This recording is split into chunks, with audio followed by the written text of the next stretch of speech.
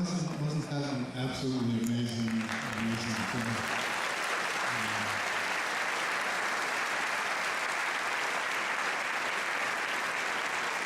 And you're an incredible audience. I wanted to say that, first of all, that this screening of Life Itself was sponsored by Steak and Shake.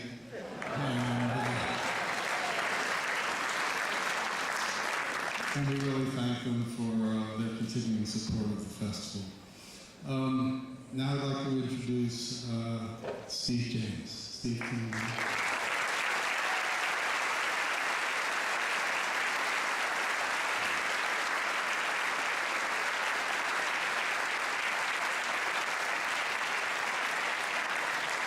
We have a tradition here at Ebertfest where filmmakers receive the Golden Thumb Award. That's an actual cast of Roger's thumb. And we think it's made by the same people who make the Academy Award. So, It'd be the closest I get. I doubt that. And we're going to have a discussion now. Chaz, and Bill Knack, who you saw in the film. So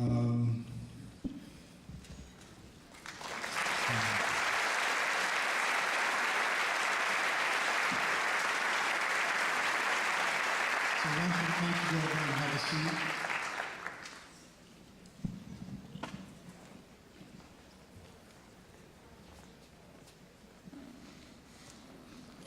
Can I just say one thing?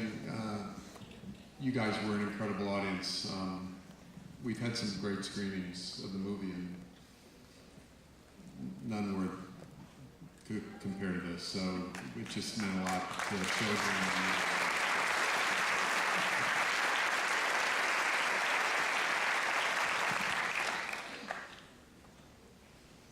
And this thumb, I filmed this thumb. It's great to have one. You've earned it. Am I moderating this? Or are we just taking questions? I think Roger would have loved this film. And I think he would have loved it as a journalist because it hewed very close to the truth. It created empathy. It was sad, happy, joyful, and it covered all of the themes in his life. And it dealt with everything fully and completely, I thought, and I think he would have really appreciated that. Thank you, Steve. Thank you, Ben.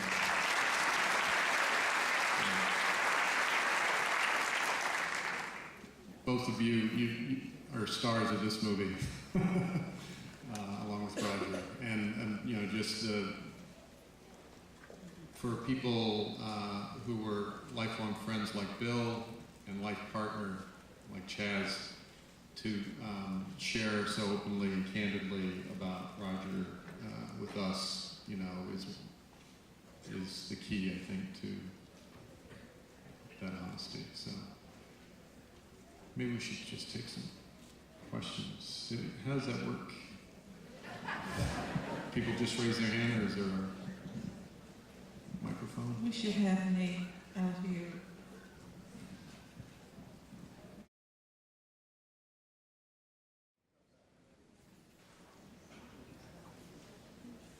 We didn't think this through very well. I think I was supposed to be the moderator, but I can barely speak. It's still very difficult for me to watch.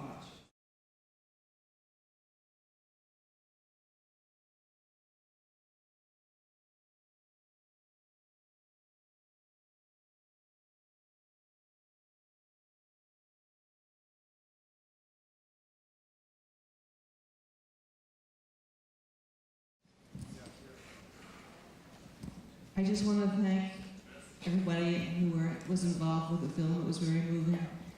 And I want to thank you for your honesty. It was lovely.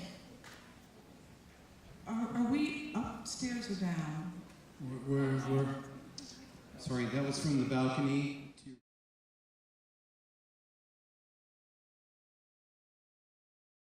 It was a lovely film. I thank you for your honesty and the joy. And I can appreciate it was hard for you to watch, but it was great. You were talking on our way up about a little bit about, and you've seen this film with a lot of different audiences. How does this audience response compare to other screenings of the film?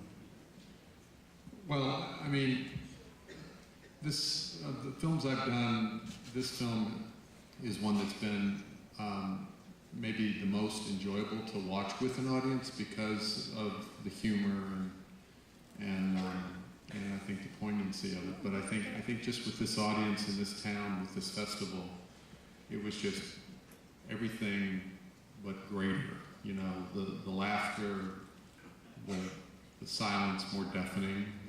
So it just, you know, and I think it's because you folks, you know, most all of you, if not all of you, have been longtime fans and followers and cinephiles and participants in this festival and in Roger and Chaz's life in that way, I think, would be my guess. But Bill?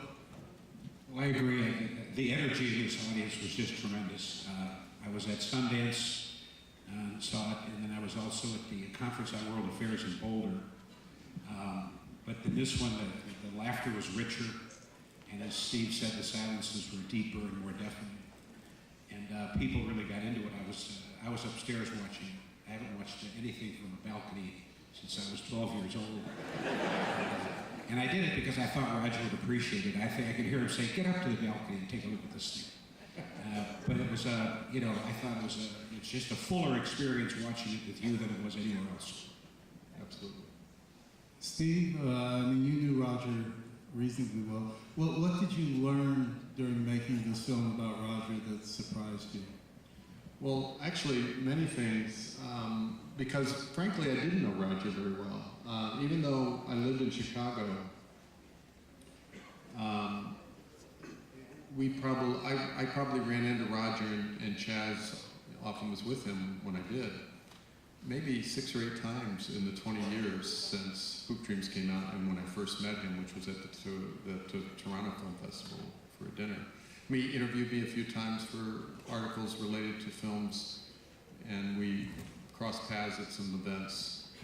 And it was always very friendly, but I was always very careful not to just do anything more than that, because I really thought there was this kind of, you know, firewall between filmmakers and critics. And it wasn't really until I read the memoir that I realized that Roger had some deeper friendships with a handful of filmmakers, not that many. And so then, of course, I was like, God, why didn't I invite myself over?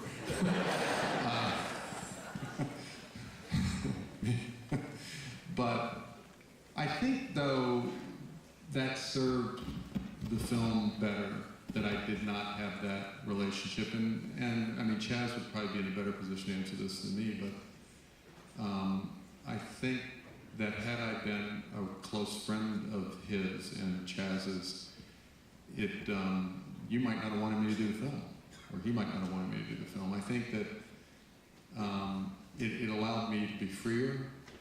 He wanted a really candid portrait, and I felt freer to do that.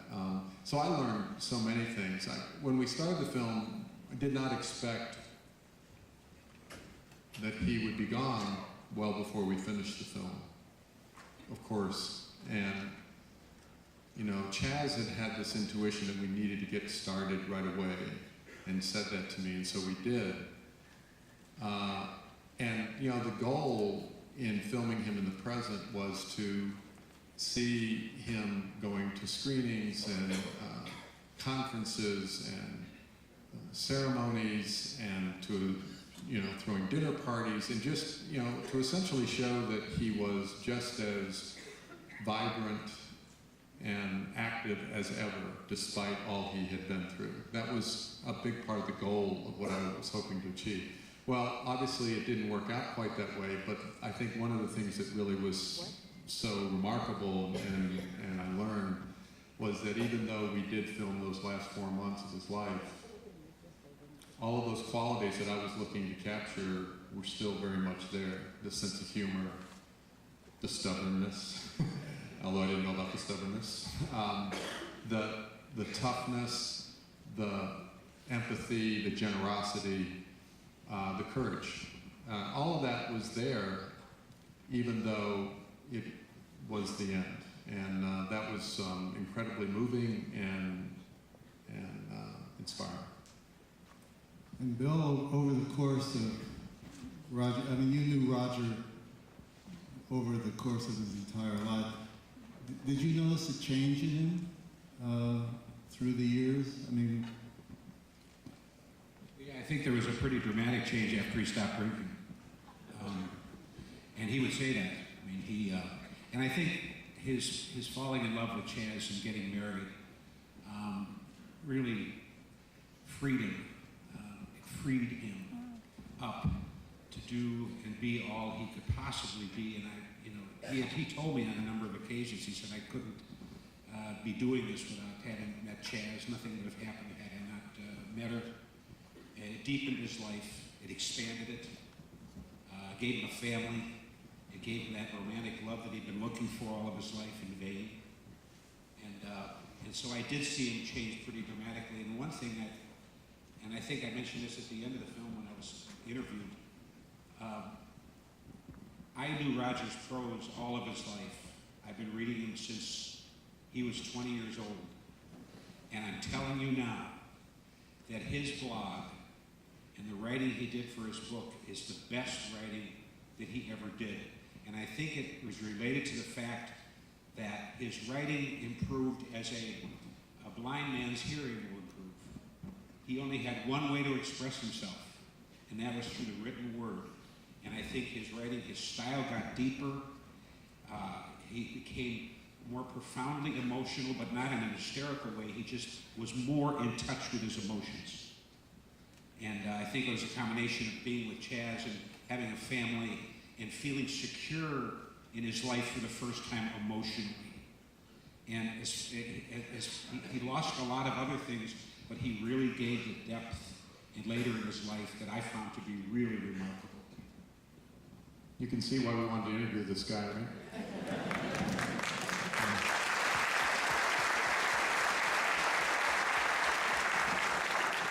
not many of us can talk in paragraphs.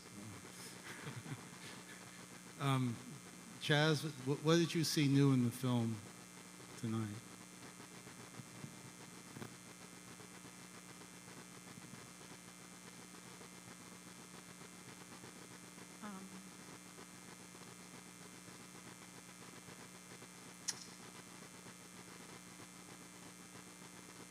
My answer will probably be different than what you would think, but what I saw tonight is how many scenes of violence we showed from other movies.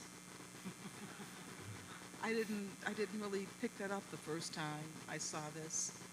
Sometimes, the first time I saw it, of course, it was just overwhelming sadness, seeing Roger in the hospital. Well, if you remember the first time he showed me a clip, I never knew he was that sick. I just didn't know that. Because on a day-to-day basis, we were very, our life, it was just very normal, and we were very happy. And as you could see, he even right up to the end, his spirits were good. He wasn't in a lot of pain. He was writing every day. So when I saw that clip of him in the hospital, I was wondering, when was that? I just never knew he was that sick or realized it. In my eyes, you know, can you hear the background? Is that, no, it's okay, I'll just keep talking. It's just,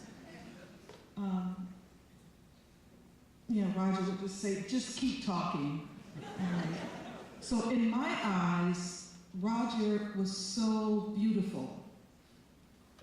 The image that I have of him, even after all the surgery, he was just beautiful, because when somebody is that beautiful on the inside, their outside looks beautiful as well. And because I was there with each surgery he had, with each thing they had to remove, or each incision or each cut, I knew just his thoughts and his spirit and his bright light, his brilliance was all still there. So, so that's the way I saw him. So to see him, that first clip on the film, was shocking to me. And I think you understand what I mean. It's just, you know, people would say, well, you were living with them every day, didn't you? Yeah, but it's different. I think you understand. The other thing is, well, I love that you have the humor there, because it was, I mean, the parts with Gene and Roger were just hilarious. Just hilarious. And, you know, Marlene Siskel said that Gene was more elegant. Well, I dated her partner, but I think my Roger was pretty darn elegant.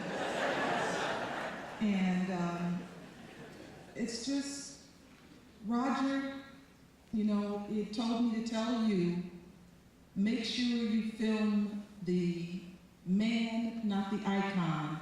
And you did. You did a beautiful job. And, you know, there were some parts when they're talking about the early days and the cycle ladies and, you know, some other things that were a little, that, you know, what they are. They are what they are. And I'm a realist, and I think that everything that he was and everything that he did and every experience that he had before me made him the man that I fell in love with. And so I think you had to show warts and all. And I, you know, you did that beautifully too, so.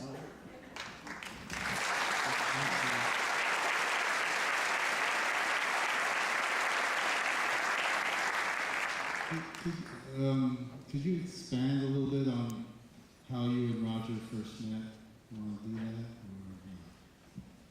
I'll tell you, it was he, as he says in the book, the first time he ever saw me was at an AA meeting, but we actually met at a restaurant in Chicago. He was having dinner with Ann Landers. They were friends, and Ann, whose name is Epi, wanted Roger to take her to an AA meeting so that she could update. She used to do something called 20 Questions, and she wanted to update her booklet, and asked Roger to take her to a meeting, and he did.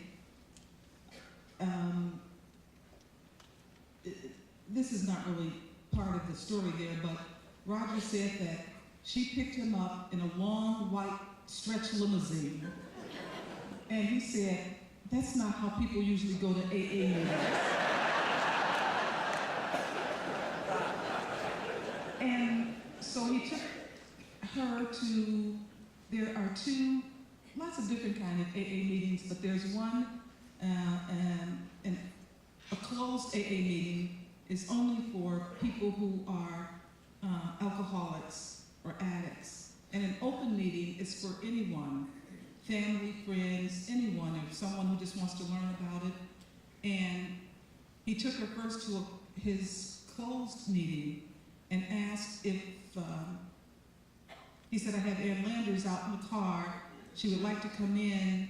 And I think they looked out and saw her limousine and said, no, she can't. So then he took her to an open meeting, and that's where I was.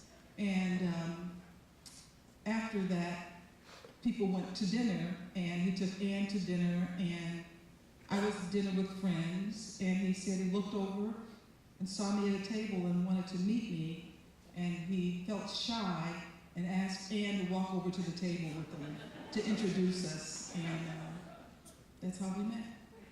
So was that the only shy moment of his life, or? Just about, yeah. Roger is not very shy, as all of you know. I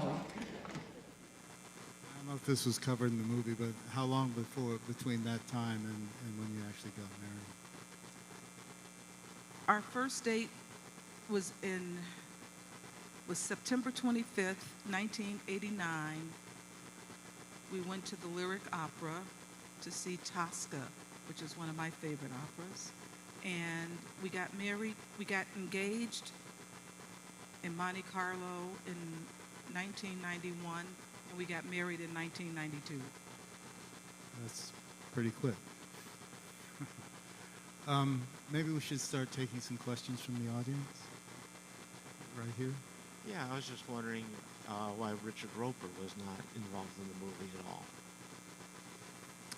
all. Yeah, I planned to interview Richard Roper, but we didn't end up doing it, and it was in part, the main reason is that, well, first of all, any film, even ones I make, which sometimes can be long, you can't put everything in. I mean, the memoir was 450 pages, and there are lots of things in the memoir that are not in the film. So you have to make decisions about that. But I did intend to interview Richard Roper, but once we got into the process of editing, I started editing before I interviewed everybody. We kind of realized, I think we thought that there was just a really strong connection to be made between Gene's death and Roger's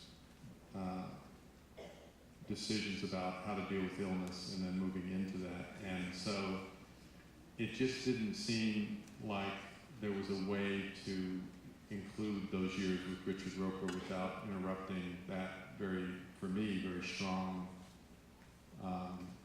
connection, thematic and otherwise. And I wrote Richard about this at a certain point to explain to him why. That despite my intentions to interview, that we weren't going to do it at that point. And he was incredibly classy and generous about it. I mean, he clearly would have liked to have been in the film without question. But he was very classy and generous, and when he saw the film, he went on a local TV station and said some really nice things about the film. In fact, he's on the station, it's the ABC affiliate here, what is it? WICD, either tonight or tomorrow night. They have a segment with Richard Roper, and I did an interview with him. So it's on TV. Another question? We have a question here, is towards the back, slightly to your right. Hi, how did you cast the voice that read Roger's writings? He was pretty incredible, wasn't he? When we were editing, we were using, for editing purposes, we were using the actor that read the book on tape on CD, who did a terrific job. It didn't sound anything like Roger. And so, in the process of editing and showing it to colleagues, and it just became clear that having someone reading Roger's writing and not sounding anything like Roger was just a hurdle for people, just kind of pulled them out of the movie. So we wanted to look for someone who could sound kind of like Roger, but then it was really Chaz and her team who found Stephen Stanton. So I'm gonna hand the story over to you now, because that's how it happened. Well, we were looking for someone who could be the voice of. There's a little animated series that we were working on with Roger, and we knew that we needed someone to do the voice for it, and we were auditioning people for the auditioning voices, And one of the people on my team, Rocio Almodovar, came across Stephen Stanton and brought him to my attention. And so I asked if he would do something a little different and then redo his voice, because he sounded like him, but his inflection and his cadence wasn't quite right. But he worked on it, he took it very seriously. And Stephen Stanton, the next time I heard his voice, the first time he said, "Hi, I'm Roger Ebert," I really thought it was Roger. And so I told Steve about him. I've since, and I had just met him by phone, and I've since met him in person. Stephen Stanton is he in his 40s, maybe 47? He's younger than I thought he would be. He looks completely different than I thought he would look. And the thing that I really like, he says he's a voice actor. He's not an impersonator or an imitator. He took this job so seriously that he went back and watched lots and lots of footage of Roger, read lots of things about Roger, and he said that now when he's at parties, people will ask, "Will you do that Roger Ebert voice?" And he says, "No, it is not a parlor trick." He said, so I really respect what he did, and without his voice, the movie wouldn't be the same. Mm-mm. So No, it's a huge. No, he went and read Roger's memoir, and then he asked us he said, "Give me any kind of variety of recordings that you have." So we gave him like radio interviews where Roger was speaking more intimately. We gave him shows, obviously, and he just dove into it. And yeah, there's a difference between doing impersonations and acting in a voice. There's a big difference. You should go to his website. He does Morgan Freeman. He does everybody. I mean, he's got an incredible gift. the thing that when Robert Downey Jr. When Steve really knew that we knew we had the right person, but when Steve really, really knew, when we were at Sundance, and the number of people who came up and said, "How did you get Roger to record that whole movie?" Yeah, especially the lines where he says, "After I lost my ability to speak."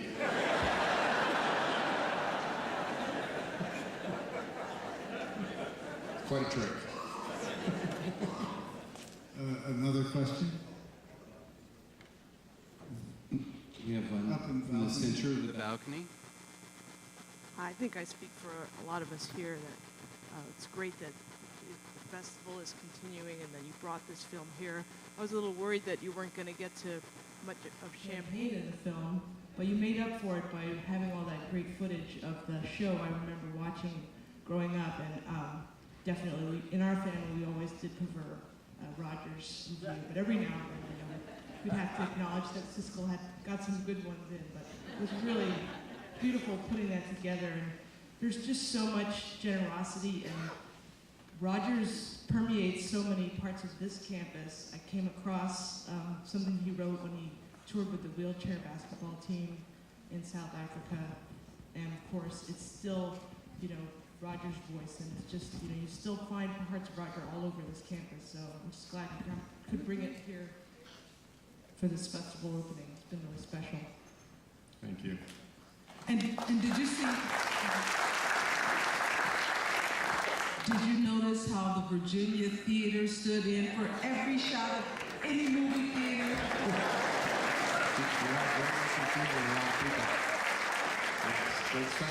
I especially love that when he's delivering that really wonderful passage at the end, where he's talking about he loves being in a theater where the screen's 10 stories high.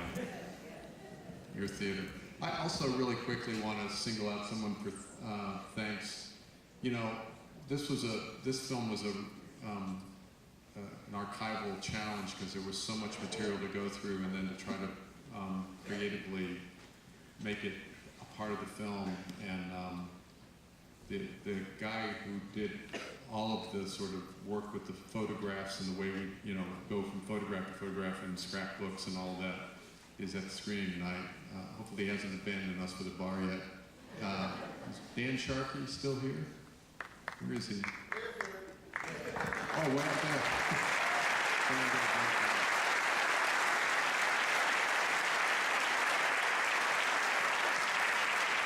And I know Chaz mentioned him earlier at the beginning, but I want to do a special shout out to my producer partner on the film, who was my right-hand man from beginning to end, and also did all the location sound, and is still working on the film.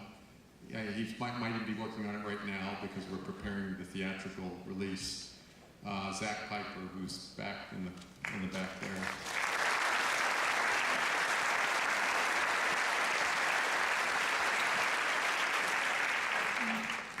And one other thing that we wanted to announce, some of you may have read, we were just invited to the Cannes Film Festival, so Roger will be parlez-vous français next month, even though he failed French 5 times.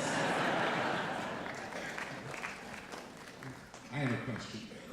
Who'd have thought that the director of Raging Bull was actually a comedian?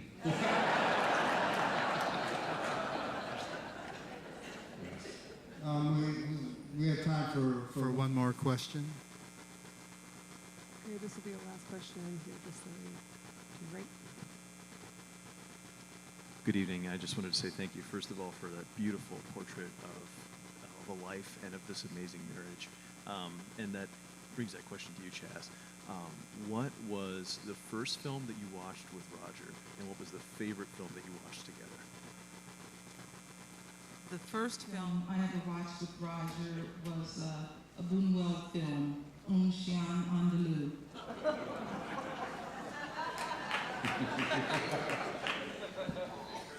And what was what? Favorite film you watched together? Like rewatch it together, or the film that you just loved together to watch? It's probably a Henry Jaglom film, the one about the lovers and someone, I think, dies and comes back or something. And, Is that the one we showed at the festival in the early years? I think I can't remember the name of it. But, anyhow.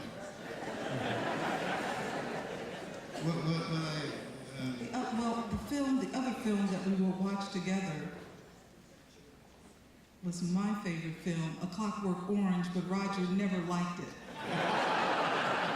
And he still didn't. Even in the end, he said, the film just doesn't resonate with me. He said, I can recognize the artistry of Stanley Kubrick, but that's his one film that I just don't get. So. And I remember when we interviewed you, Chaz, you talked about that, didn't obviously end up in the movie, but one of the things you said, which I thought was great, was how when Gene found out that you loved Clockwork Orange and Roger didn't, he tried to kind of use it as a wedge.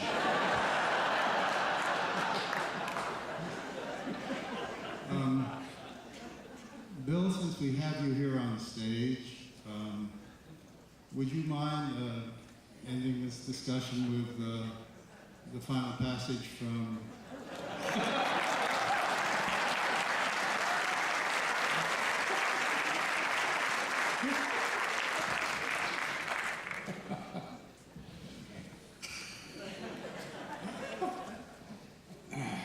It's been a while.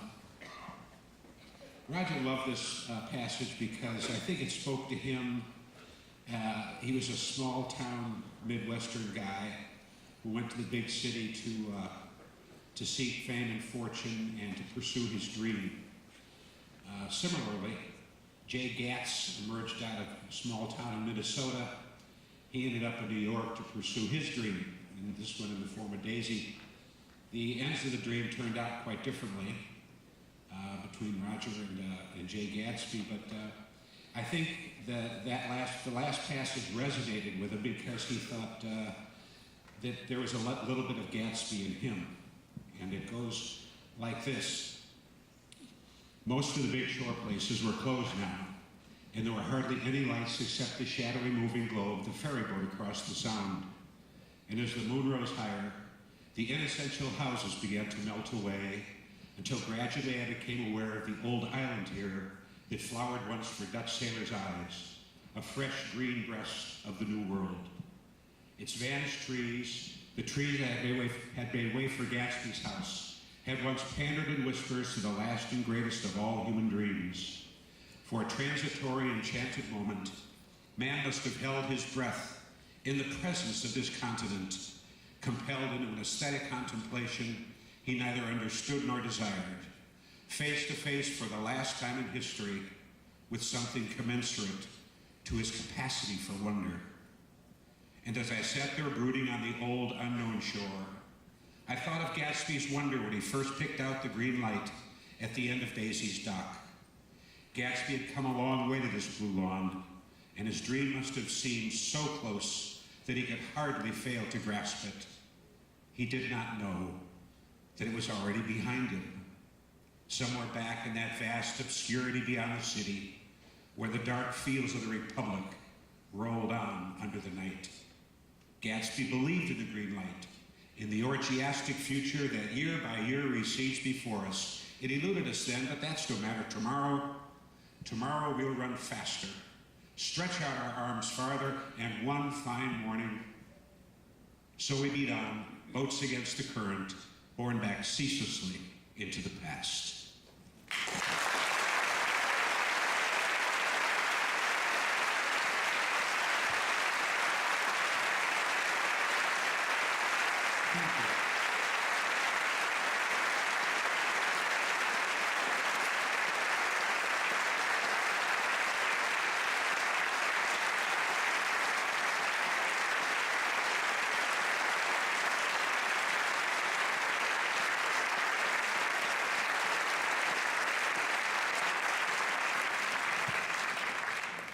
Thank you, Bill. Thank you, Steve. And thank you, Chaz.